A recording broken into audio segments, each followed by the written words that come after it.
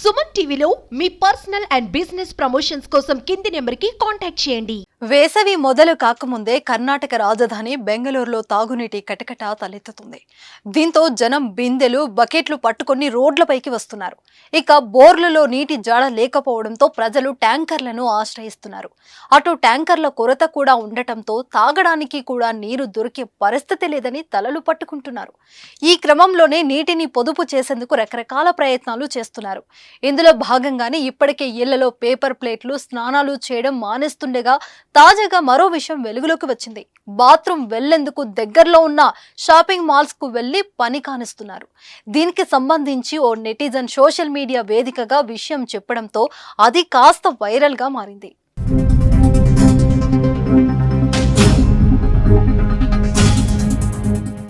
వేసవికాలం ప్రారంభంలోనే నీటి కరువుతో కర్ణాటక రాజధాని బెంగళూరు తీవ్రంగా అల్లాడిపోతుంది. ఇప్పటికే కర్ణాటకలో అధికారంలో ఉన్న కాంగ్రెస్ ప్రభుత్వం నగర వాసులకు ఇబ్బందులు పడకుండా అన్ని రకాల చర్యలు చేపడుతుంది.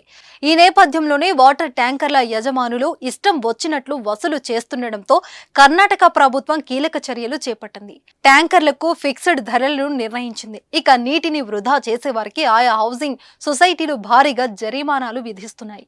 ఈ క్రమంలో గెట్టెడు కమ్యూనిటీలో నివసించే జనం తీవ్ర ఇబ్బందులు పడుతున్నారు. ఈ క్రమంలోనే నీటి కొరత కారణంగా కాల కృత్యాలు కూడా తీర్చుకోలేని దుస్థితి తలెత్తింది. దీంతో పక్కనే ఉన్న షాపింగ్ మాల్స్ కు వెళ్లి అక్కడ టాయిలెట్లను ఉపయోగించుకుంటున్నారు. బెంగళూరులోని ఫ్రిడ్జెట్ ఫాల్కన్ నీటిలో నివసిస్తున్న ఓ వ్యక్తి సోషల్ మీడియాలో చేసిన ఈ పోస్టు పెను దుమారం రేపుంది. ఇక అపార్ట్మెంట్లో తీవ్ర నీటి కొరత ఉందని, దీంతో సమీపంలోని ఓ మాల్ కి వెళ్లి టాయిలెట్లను ఉపయోగిస్తున్నామని పేర్కొన్నాడు. దీంతో ఈ పోస్ట్ సోషల్ మీడియాలో తెగ వైరల్ గా మారింది. ఈ వ్యవహారంపై ఎట్టకేలకే ఫ్రిడ్జెస్ ఫాల్కన్ అధికారులు స్పందించారు.